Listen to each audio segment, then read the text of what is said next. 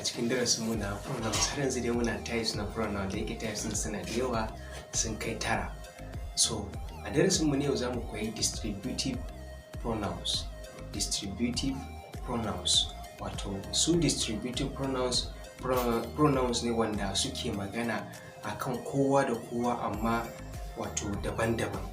Za su yi magana ne da kalma ta singular amma kuma suna nufin kowa. Waɗannan su ne distributive pronouns. Bari mu yi define nashi, ko bari mu karanta definition nashi, sannan kuma sai mu fassara definition din, sai mu bayar da examples nashi, sannan mu ɗauke su mu saka su a cikin sentence.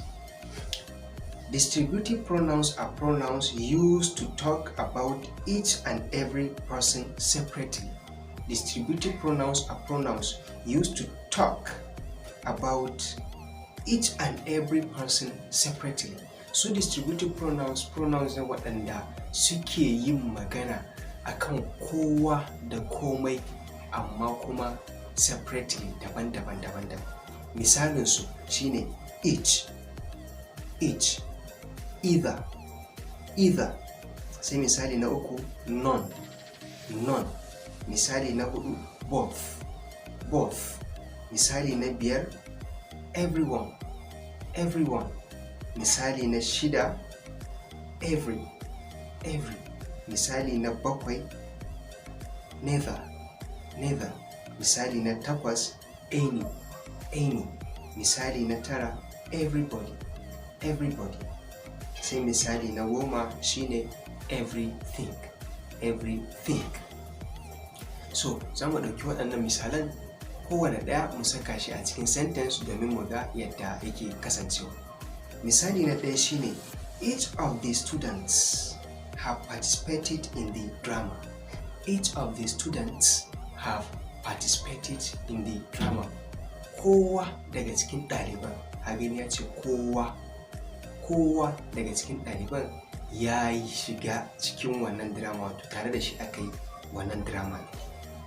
Sai misali na biyu, each one of you will be awarded with bravery award. Each one of you will be awarded with bravery award.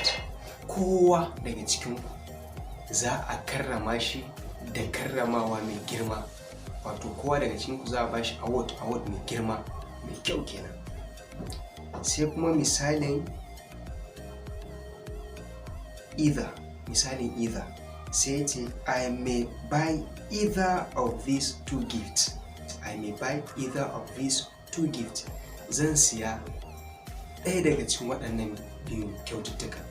Wato kyaututtuka guda biyun nan zai siya ɗaya daga cikinsu. Shi bai bambanta ba, bai ce zai siya wannan, bai ce zai siya wancan ba, amma dai ya ce zai siya ɗaya daga cikinsu. Sai misali na biyar shine misalin neither. Neither of them plays well.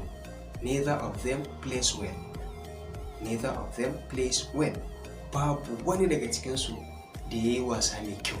Misali ball ne ake yi ko kuma wani wasa ake yi, so babu wani daga cikin players ɗin da ya yi wasa mai kyau. Sai misali na shida shi ma ƙarƙashin neither ɗin ne. Ya ce neither of you has qualified this examination to go ahead.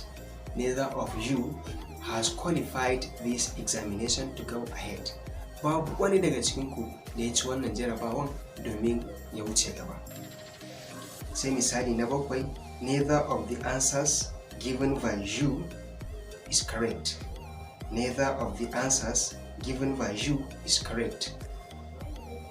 Babu wata amsa da kuka bayar wacce take mai kyau. Sai misali na takwas, everyone must finish the breakfast.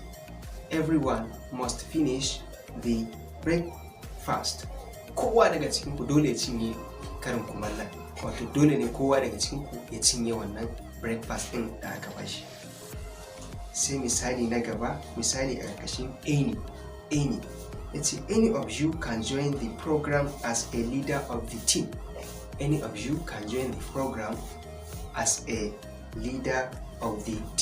Kowa daga cikin zai iya shiga program din, zai iya shiga cikin shirin a matsayin shugaba na wannan team din, wato a matsayin shugaba na wannan kungiyar.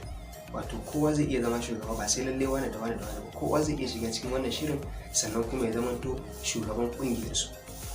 Sai misali na 12 na ƙarshe shine none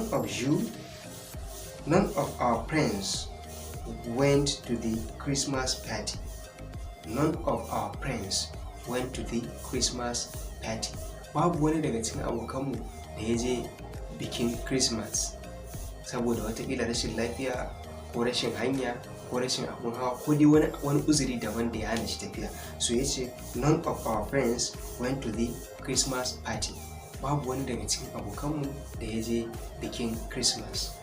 A nan muka kawo ƙarshen darasinmu. Ku kasance tare da mu a cikin darasi na gaba inda za mu ci gaba da kawo muku types na pronoun har mu gama mu je saura har inda dai Allah ya sa. Ku yi subscribing, ku yi liking, ku yi comment, ku yi share. Sai mu haɗu da ku a darasi na gaba.